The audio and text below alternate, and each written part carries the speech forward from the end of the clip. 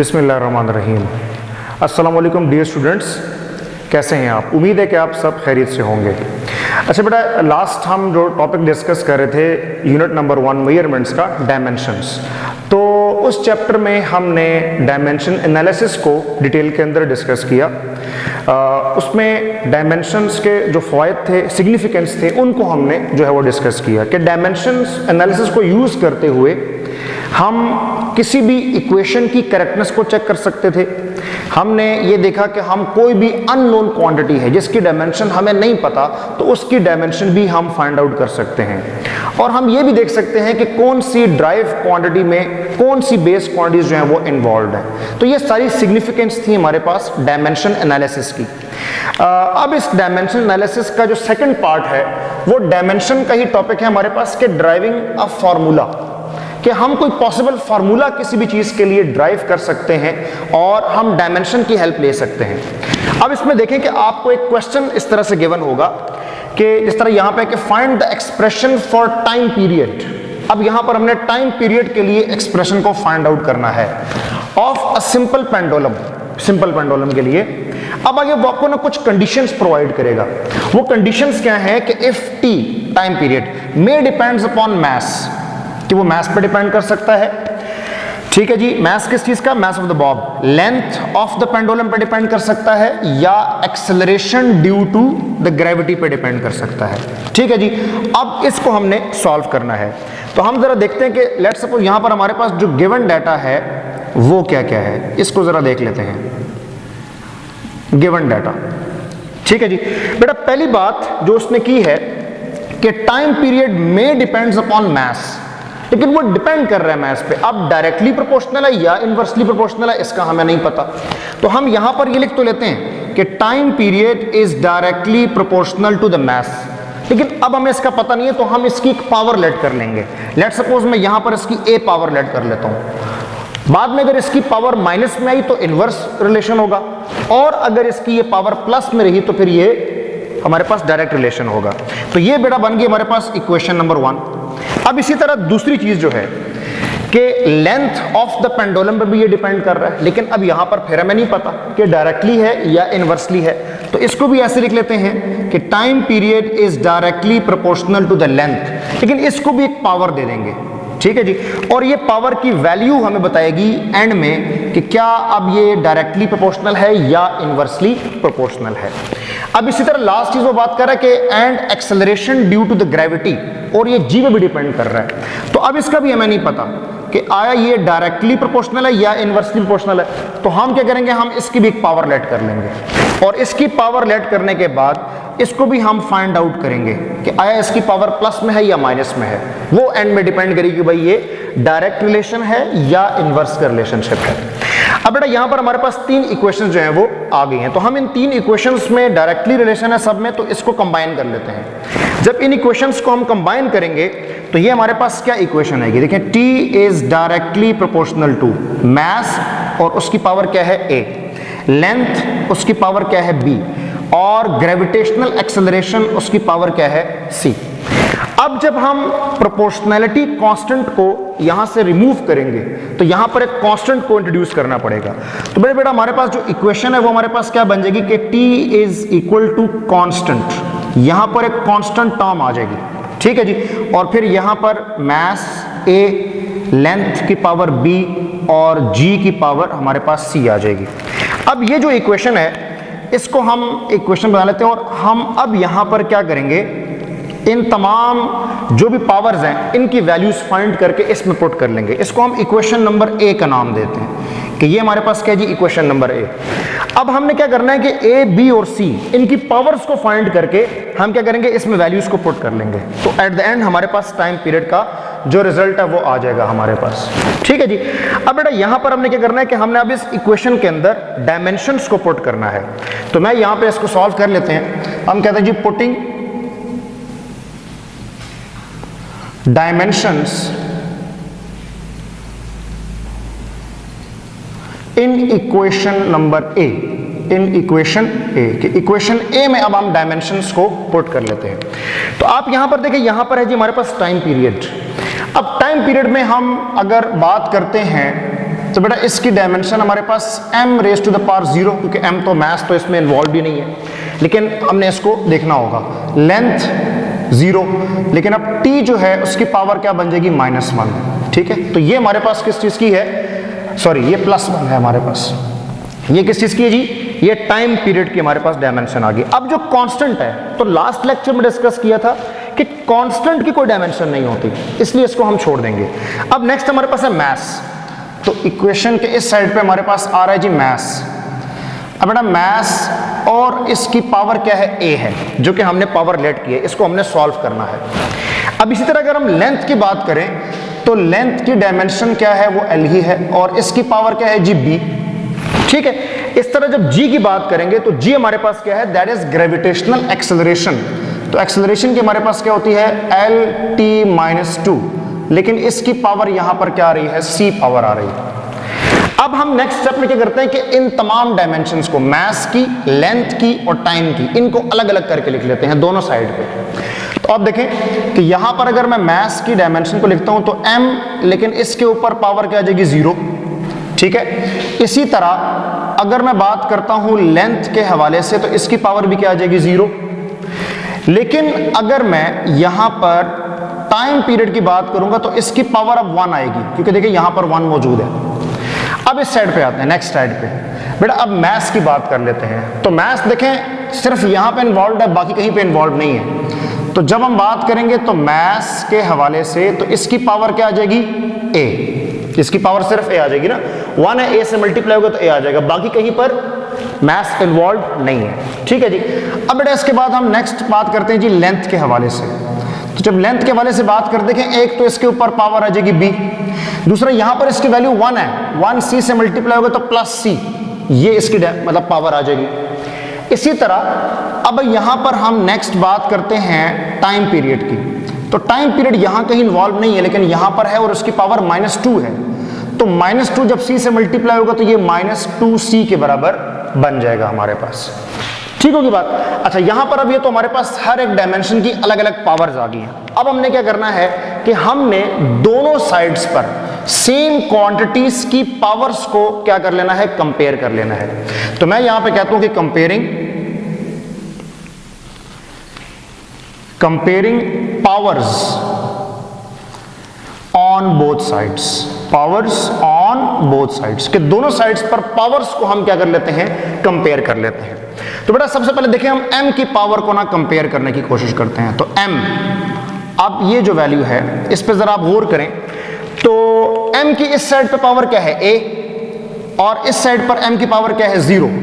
तो यहां से हमें पता चला कि भाई a इज इक्वल टू 0, तो a की वैल्यू हमें पता चल गई कि भाई a किसके बराबर है, वो 0 के बराबर है। अब उसके बाद लेंथ में चूंकि b और c, हम पहले t की बात कर लेते हैं।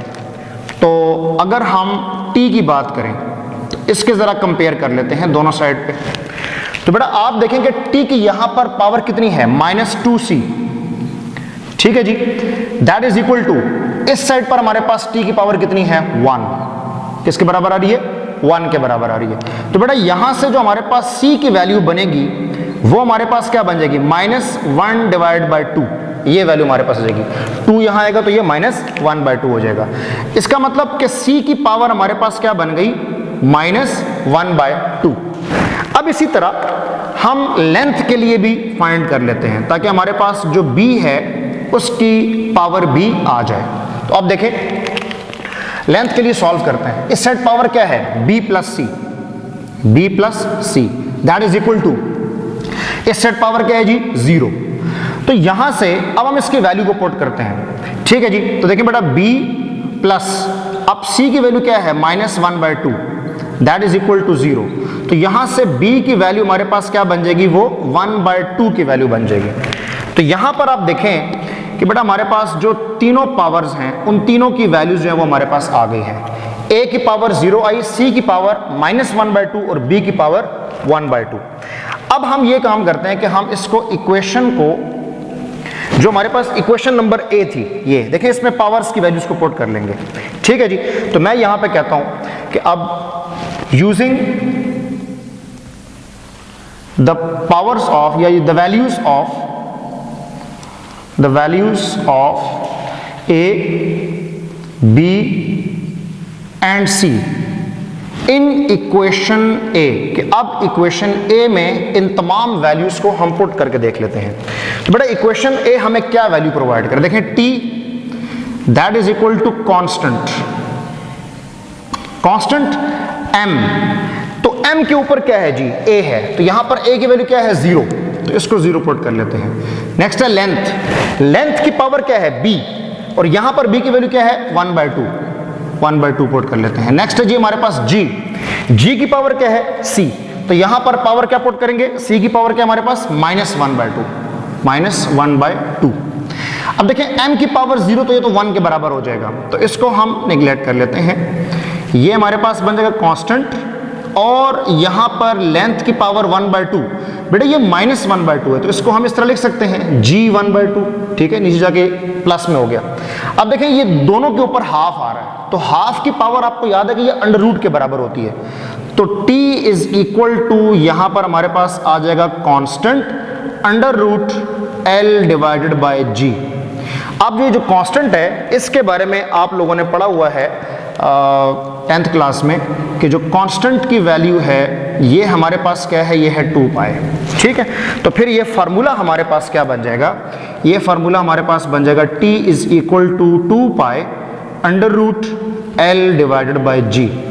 तो आप ये देख लें कि ये वही फार्मूला है जो कि आप पढ़ते हुए आ रहे हैं, लेकिन आज हमने इसको डायमेंशन एनालिसिस के जरिए से इसको फाइंड आउट कर लिया। तो इस तरह से कोई भी फार्मूला अगर हमारे पास हो रहा है, उसकी डिपेंडेंस के बारे में इंफॉर्मेशन हो, तो हम डायमेंशन एनालिसिस का ये मेथड अप्लाई करने के बाद उस फार्मूला को बड़ी आसानी के साथ ड्राइव कर सकते हैं। डियर स्टूडेंट्स, अब हम एक और क्वेश्चन इसी टॉपिक के हवाले से सॉल्व करते हैं। क्वेश्चन क्या है कि if speed of light c, ठीक है जी, gravitational constant g and Planck's constant h, अगर ये तीनों क्वांटिटीज हमारे पास क्या है, these are the fundamental units, अगर ये बेस यूनिट्स हैं, फंडामेंटल यूनिट्स हैं, तो आपने क्या करना है, find the dimension of mass, तो आपने मास की डायमेंशन को फाइंड आउट करना है। अब यहां पर तीन चीजें हैं हमारे पास, क्या चीज है, speed of light, gravitational constant और प्लैंक्स कांस्टेंट। तो यहां पर अगर हम देखें तो मास को हम डायरेक्टली प्रोपोर्शनल कहते हैं स्पीड ऑफ लाइट के साथ, और इसको एक पावर देते हैं, x पावर हमने इसको दी। इसी तरह नेक्स्ट हमारे पास है ग्रेविटेशनल कांस्टेंट, तो हम कहते हैं जी mass is directly proportional to the gravitational constant, और इसको हमने पावर दी y, क्योंकि हमें इसकी प्रोपोर्शनलिटी का अंदाजा नहीं है अभी। उसके बाद लास्ट चीज हमारे पास है जी प्लैंक्स कांस्टेंट, तो हमने मास को डायरेक्टली प्रोपोर्शनल कह दी जी प्लैंक्स कांस्टेंट की, और इसको पावर दे दी जी z की। अच्छा, जिस तरह लास्ट क्वेश्चन में हमने इनकी पावर दी थी a b c, तो यहां पर हमने x y z यूज किया, क्योंकि यहां पर c x speed of light की क्वांटिटी यूज हो रही है, तो फिर उसमें आप कंफ्यूजन का शिकार हो सकते हैं, इसीलिए हमने इनको अलग अलग वैल्यूज जो है हम इन इक्वेशन को कंबाइन करते हैं। तो combining equation 1, equation 2 and equation 3, जब इनको हमने कंबाइन किया तो आप देखें कि mass is directly proportional to c raise to the power x, g raise to the power y और h raise to the power z के बराबर ये वैल्यू आई। फिर हमने यहां पर इस प्रोपोर्शनैलिटी को रिमूव करना है, तो जब हम प्रोपोर्शनैलिटी को रिमूव करेंगे तो यहां पर एक कांस्टेंट इंट्रोड्यूस होगा, कांस्टेंट आ गया, और फिर यही चीज हमारे पास कि c raise to the power x, g raise to the power y और h raise to the power z, ये वैल्यू हमारे पास आ गई। अब ये हमारी क्वेश्चन 1 है। अब करना क्या है कि हमने यहां पर x, y और z इन तीनों की वैल्यूज को फाइंड करना है, और फिर इस इक्वेशन में इन सब वैल्यूज को पुट कर देंगे एट द एंड। तो आप पहले देखते हैं कि जो हमारे पास स्पीड ऑफ लाइट है, ग्रेविटेशनल कांस्टेंट है, प्लैंक्स कांस्टेंट है, इनकी डायमेंशंस हमारे पास क्या बनती हैं। तो यहां पर देखें जी, स्पीड ऑफ लाइट ये तो स्पीड है, तो इसकी डायमेंशन क्या बनेगी, LT-1। इसी तरह अगर हम g की बात करें तो g क्या है, that is the gravitational constant, ये क्या है, ग्रेविटेशनल कांस्टेंट है, उसका फार्मूला ये है, और उसकी डायमेंशंस को अगर हम सॉल्व करते हैं, जो कि हम पहले भी कर चुके हैं, तो इसकी डायमेंशन हमारे पास क्या बनेगी, m raise to the power -1, L 3 और t raise to the power -2। ये हमारे पास किसकी डायमेंशन बनेगी, ये ग्रेविटेशनल कांस्टेंट के लिए बनेगी। फिर बात करते हैं जी प्लैंक्स कांस्टेंट की। तो बेटा प्लैंक्स कांस्टेंट के लिए हम एक इक्वेशन का इस्तेमाल करेंगे, और ये बोहर एटॉमिक मॉडल का सेकंड पोस्टुलेट है, अगर आपको याद हो, ठीक है, ये सेकंड पोस्टुलेट है। अब यहां पर अगर आप गौर करें तो n, ठीक है, और 2π, ये तीन चीज़ें जो है हमारे पास ये कांस्टेंट हैं, और हम पढ़ चुके हैं कि कांस्टेंट की कोई डायमेंशन नहीं होती। तो इस तरह n जो कि हमारे पास नंबर होगा 1 2 3 कोई डायमेंशन नहीं है, 2 भी नंबर है और पाई भी हमारे पास एक नंबर ही है, तो इनकी कोई डायमेंशन नहीं है। तो फिर h किसके बराबर बन जाएगा? प्लैंक्स कांस्टेंट mvr के बराबर बन जाएगा। अब इनकी वैल्यूज पुट कर लेते हैं, तो इनकी डायमेंशन सॉल्व करने के बाद m l square t minus 1 की वैल्यू हमारे पास आ जाएगी। अब हमारे पास ये जो क्वांटिटीज थी इन सब की डायमेंशंस आ गई हैं हमारे पास, तो हम क्या करते हैं कि इन डायमेंशंस को अब इक्वेशन ए में पुट कर लेते हैं। तो इक्वेशन ए में जी पुट करते हैं। अब पहले देखें सर हमारे पास क्या जी मास, तो मास की डायमेंशन बनेगी कि m raise to the power 1, length raise to the power 0, t raise to the power 0, क्योंकि मास है उसमें सिर्फ m वाला जो है वो आएगा। अब नेक्स्ट देखें जी हमारे पास speed c raise to the power x, तो c की डायमेंशन और raise to the power x। उसके बाद नेक्स्ट हमारे पास है g gravitational constant raise to the power y। यहां पर देखें तो ये हमारे पास क्या है? Planck's constant raise to the power z। इन सब की डायमेंशंस हमने यहां पर पुट कर ली। डायमेंशन पुट करने के बाद अब देखें इनको ना अलग अलग स्प्लिट कर लेते हैं, m की अलग, लेंथ की अलग और टाइम की अलग, इन सबको अलग अलग कर लेते हैं। तो मास की 1 बन जाएगी, लेंथ की देखें 0, t की भी 0। अब यहां पर देखें जी मास की बात कर लेते हैं, तो जब मास की बात करेंगे यहां पर मास मौजूद नहीं है, लेकिन यहां पर मास मौजूद है। इसकी पावर -1 है, जब ये y से मल्टीप्लाई होगा तो -y हो जाएगा। यहां पर देखें इसकी पावर 1 है, जब ये z से मल्टीप्लाई होगा तो +z हो जाएगा। इसी तरह अगर हम लेंथ के हवाले से बात करते हैं तो बेटा यहां पर भी लेंथ की वैल्यू है, और वो क्या है? वो हमारे पास raise to the power x आ जाएगी। फिर यहां पर देखें तो 3y से मल्टीप्लाई होगा +3y, और यहां पर देखें तो 2 है, तो ये +2 इंटू z की वैल्यू बन जाएगी हमारे पास। ठीक है। अब इसी तरह अगर हम टाइम की बात करते हैं तो टाइम में देखें यहां पर -1 है, तो ये -x हो जाएगा, इससे मल्टीप्लाई होगा। यहां पर देखें -2 y से मल्टीप्लाई हुआ -2y, और यहां पर देखें तो ये -z के बराबर ये वैल्यू आ जाएगी। अब हमने नेक्स्ट क्या करना है कि अब ये पावर्स हमने अलग अलग लिख ली हैं, अब इनको ना कंपेयर कर लेते हैं। बोथ साइड पे जो पावर्स हैं उनको हम कंपेयर कर लेते हैं। ठीक होगी बात? तो यहां पर अगर देखें तो m की अगर हम पावर को देखें, ठीक है जी, तो m की पावर यहां पर क्या है? -y + z, और इधर क्या है हमारे पास? ये 1 के बराबर ये वैल्यू आ जाएगी। और यहां पर अगर हम लेंथ की बात करते हैं तो बेटा आप लेंथ की बात करें, देखें ये क्या है? x + 3y + 2z that is equal to 0। ठीक है जी, क्योंकि यहां पर लेंथ की पावर क्या है? 0 है। इसी तरह मास की अगर बात करें, यहां पर ये हमारे पास t है, सॉरी, यहां पर ये वैल्यू हमारे पास क्या है? t की वैल्यू है। तो अगर हम t के लिए सॉल्व करें तो आप देखें -x -2y और -z that is equal to 0, ये सारी की सारी वैल्यूज हमारे पास आ जाती हैं। अब इनको सॉल्व करना है, तो अगर आप फर्स्ट इक्वेशन में देखें तो यहां पर z की वैल्यू हमारे पास क्या बन जाएगी? z की वैल्यू हमारे पास बनेगी 1 + y के बराबर। ठीक है जी, और ये हमारे पास बन जाएगी इक्वेशन नंबर 4। इसको हम इक्वेशन नंबर 4 कह देते हैं। अब नेक्स्ट देखें जी, हमारे पास जो लेंथ की वैल्यू है तो ये x + 3y + 2z है, तो यहां पर हम z की वैल्यू को पुट कर लेते हैं। तो जब z की वैल्यू को पुट करते हैं आप देखें ये क्या बनेगा? x + 3y + 2, अब z की वैल्यू तो वो किसके बराबर है? 1 + y that is equal to 0, ये चीज हमारे पास बन जाएगी। अब देखें इसको मजीद सॉल्व करते हैं तो x + 3y + 2 + y that is equal to 0, ये वैल्यू हमारे पास जो है वो बन जाएगी। यहां पर 2y आएगा। ठीक है जी, अब बेटा ये वैल्यू हमारे पास क्या बन जाएगी? x + 5y + 2 that is equal to 0। इसको हम इक्वेशन 1 का नाम देते हैं कि ये हमारे पास क्या है जी? ये हमारे पास है इक्वेशन 1। ठीक है। अब हम देखते हैं नेक्स्ट इक्वेशन। यहां पर देखें तो यहां पर बेटा अगर हम z की वैल्यू को पुट करें तो ये इक्वेशन हमारे पास क्या बनेगी? ये हमारे पास बनेगी -x -2y -1 + y that is equal to 0, ये इक्वेशन हमारे पास बन जाएगी। तो ये क्या बनेगा? -x -2y -1 और -y that is equal to 0, ये इक्वेशन हमारे पास बन जाएगी। तो यहां से मजीद सॉल्व करें तो -x और ये बन जाएगा -3y और -1 दैट इज इक्वल टू 0। इसको हम इक्वेशन 2 का नाम देते हैं। हम कहते हैं जी ये क्या है जी? ये इक्वेशन 2 है हमारे पास। ठीक है। अब ये जो हमारे पास इक्वेशन 1 है और इक्वेशन 2 है, इन दोनों को ऐड कर लेते हैं। जब इन दोनों को ऐड कर लेते हैं, ये हमारे पास इक्वेशन 1 है, ये हमारे पास इक्वेशन 2 है, दोनों को हमने ऐड किया तो ये x आपस में क्या हो जाएंगे, कैंसिल हो जाएंगे। अब जब ये कैंसिल हो गए तो हमारे पास क्या चीज रहेगी, यहां पर देखें 2y और +1 दैट इज इक्वल टू 0।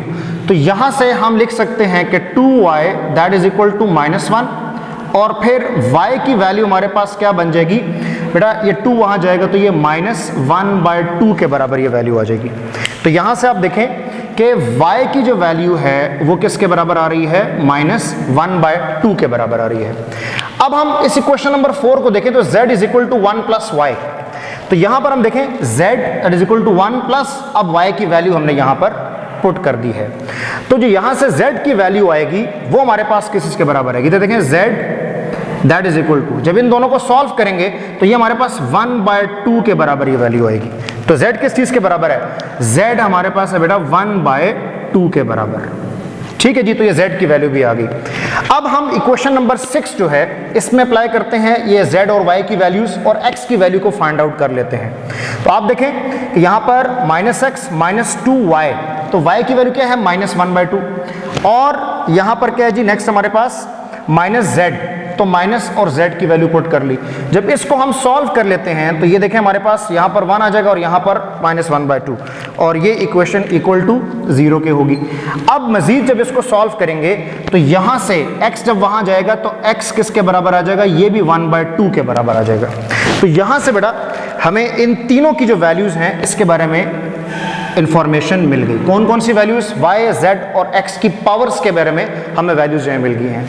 अब नेक्स्ट स्टेप, जैसा कि आपको पता है कि हमने इक्वेशन a में इन वैल्यूज को रिप्लेस करना है। तो आप देखिएगा मैं यहाँ पे जरा इसको सॉल्व कर लेता हूँ कि हम मैथ्स की जो भी वैल्यूज हैं वो यहाँ पर पुट कर लेते हैं। तो मैथ्स की इक्वेशन हमारे पास क्या बनेगी, कांस्टेंट, कोई भी कांस्टेंट टर्म है हमारे पास, और यहाँ पर c है स्पीड ऑफ लाइट, तो इसकी पावर x है। अगर हम x की वैल्यू की बात करें तो वो 1/2 के बराबर है, वो 1/2 के बराबर है। इसी तरह अगर हम ग्रेविटेशनल कांस्टेंट की बात करते हैं तो y के बराबर है, और y किसके बराबर है जी, -1/2 के बराबर। तो इस तरह इसकी पावर -1/2 आ जाएगी। और अगर हम प्लैंक्स कांस्टेंट की बात करते हैं तो इसकी पावर z है, और z की वैल्यू कितनी आ रही है, 1/2। तो ये चीज़ आ गई। अब अगर हम इसके डायमेंशंस की बात करें तो आप ये देखें कि मैथ्स की डायमेंशन तो हमारे पास है m, कांस्टेंट की डायमेंशन नहीं होती। और अब c जो है तो c की पावर क्या बन जाएगी, 1/2। इसी तरह ग्रेविटेशनल कांस्टेंट, इसकी वैल्यू क्या बन जाएगी, -1/2, और प्लैंक्स कांस्टेंट की वैल्यू क्या बन जाएगी, 1/2। तो ये आपके पास क्या चीज़ आई, डायमेंशंस ऑफ मैथ्स, कि अगर ये तीनों क्वांटिटीज हमारे पास फंडामेंटल हों तो फिर मैथ्स की डायमेंशन जो है वो ये बन जाती है। अब इसमें आपने क्या करना है कि इस क्वेश्चन को आप चेंज भी कर सकते हैं कि ये तमाम वैल्यूज हों और आप find the dimension of length भी फाइंड कर सकते हैं, और यहाँ से आप डायमेंशन ऑफ टाइम भी फाइंड कर सकते हैं। तो ये दोनों आपने ट्राई करने हैं, और अगर आपसे सॉल्व नहीं होते तो आप कमेंट सेक्शन में हमें बताएं, हम इंशाल्लाह उसका सोल्यूशन भी आपको प्रोवाइड कर देंगे। अच्छा डियर स्टूडेंट्स, अब तक हम डायमेंशन एनालिसिस के फायदे जो है वो पढ़ रहे थे, लेकिन अब देखें कि डायमेंशन एनालिसिस की ना कुछ लिमिटेशंस भी हैं हमारे पास। ये लिमिटेशंस क्या हैं, आइए अब इनको डिस्कस करते हैं। तो सबसे पहले अगर हम देखें तो नंबर 1 क्या है कि can not distinguish between scalar and a vector quantity. तो यहां पर ये चीज समझने वाली है कि डायमेंशन एनालिसिस कभी भी स्केलर और वेक्टर क्वांटिटी के दरमियान डिफरेंशिएट नहीं कर सकती। अब इसकी एग्जांपल क्या है कि अगर हम दो चीजों की बात करें, बेटा एक चीज है हमारे पास स्पीड और एक है हमारे पास वेलोसिटी, स्पीड और वेलोसिटी। अब ये एक वेक्टर है और एक स्केलर है, लेकिन इन दोनों की डायमेंशन हमारे पास क्या है, LT-1। तो आपको अगर ये डायमेंशन गिवन हो तो ये स्पीड की भी है और ये वेलोसिटी की भी है। तो इसका मतलब है कि डायमेंशन एनालिसिस स्केलर में और वेक्टर में डिस्टिंग्विश नहीं कर सकती, डिफरेंशिएट करके आपको नहीं बता सकती, ये इसकी एक लिमिटेशन है। अब दूसरी बात करते हैं कि टू डिफरेंट क्वांटिटीज, अगर आपके पास दो डिफरेंट क्वांटिटीज हैं और उनकी सेम डायमेंशंस हैं तो उन दो क्वांटिटीज के दरमियान भी डायमेंशन एनालिसिस जो है वो डिफरेंशिएट नहीं कर सकता। जिस तरह अगर हम बात करते हैं बेटा हमारे पास वर्क, एनर्जी, और टॉर्क, ये सारी की सारी क्या है, ये डिफरेंट क्वांटिटीज हैं। लेकिन अगर हम कंबाइनली इनके डायमेंशन को देखें तो वो हमारे पास किस चीज के बराबर है, mL²T-2 इस चीज के बराबर है। अब इन सब की डायमेंशन जो है वो यही है।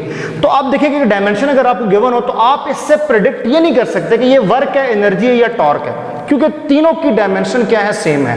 तो जब कभी भी कई भी दो क्वांटिटीज की डायमेंशन सेम हो जाएं, बेशक वो डिफरेंट हो, तो डायमेंशन एनालिसिस उनमें आपको डिफरेंशिएट करके नहीं दे सकता, ठीक है, ये भी इसकी लिमिटेशन है। नेक्स्ट है कि जी अगर कोई equation, if an equation is dimensionally correct, कि अगर कोई इक्वेशन डायमेंशनली करेक्ट है तो ये हो सकता है कि वो फिजिकली पॉसिबल हो, और ये भी हो सकता है कि वो फिजिकली पॉसिबल ना हो। डायमेंशनली तो वो करेक्ट होगी, लेकिन फिजिकली वो पॉसिबल हो भी सकती है और नहीं भी हो सकती।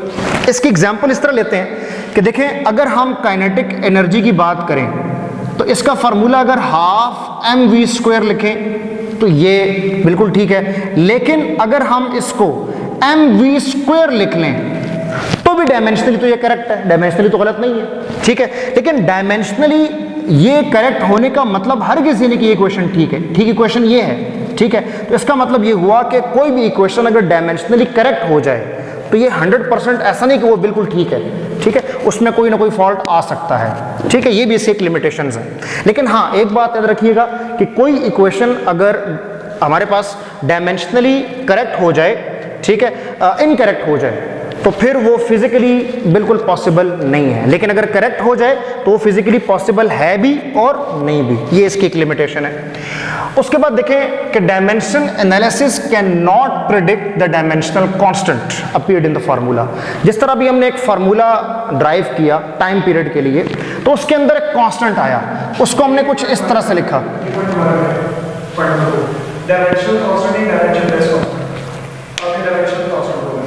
ठीक है, अच्छा। अब लास्ट पॉइंट जो हमारे पास है कि dimension analysis can not predict about the dimensional less constant appeared in the formula, कि फार्मूला के अंदर जो डायमेंशनल लेस कांस्टेंट अपीयर्ड होता है तो डायमेंशन एनालिसिस आपको उसके बारे में कोई इंफॉर्मेशन नहीं देता। जिस तरह भी हमने एक इक्वेशन निकाली तो यहां पर क्या था, कांस्टेंट, ठीक है जी। अब इस कांस्टेंट के बारे में हमें कोई इंफॉर्मेशन नहीं थी, लेकिन एक्सपेरिमेंटली प्रूव्ड यहां से हम कांस्टेंट निकाल लेते हैं और वो 2π के बराबर ये कांस्टेंट की वैल्यू बन जाती है। तो ये इक्वेशन डायमेंशनल एनालिसिस से नहीं आई, बल्कि ये हमारे पास एक्सपेरिमेंटली प्रूव्ड ये वैल्यू है हमारे पास। तो ये जो इक्वेशन है, ये वैल्यू जो है हमारे पास, ये डायमेंशनल लेस कांस्टेंट है, और जो हमारे पास डायमेंशन एनालिसिस है वो हमें इक्वेशन के अंदर आने वाली ऐसी किसी भी कांस्टेंट के बारे में कोई इंफॉर्मेशन नहीं देता। ये लिमिटेशंस जो है बेटा, ये शॉर्ट क्वेश्चन के लिए भी इंपॉर्टेंट है, तो आप इनको भी नोट कर लें। और उम्मीद है कि आपको ये टॉपिक अच्छे तरीके से समझ आया होगा। आपके किसी भी तरह की कोई क्यूरीज हैं, कोई क्वेश्चंस हैं, तो आप कमेंट सेक्शन में पूछ सकते हैं। Thank you.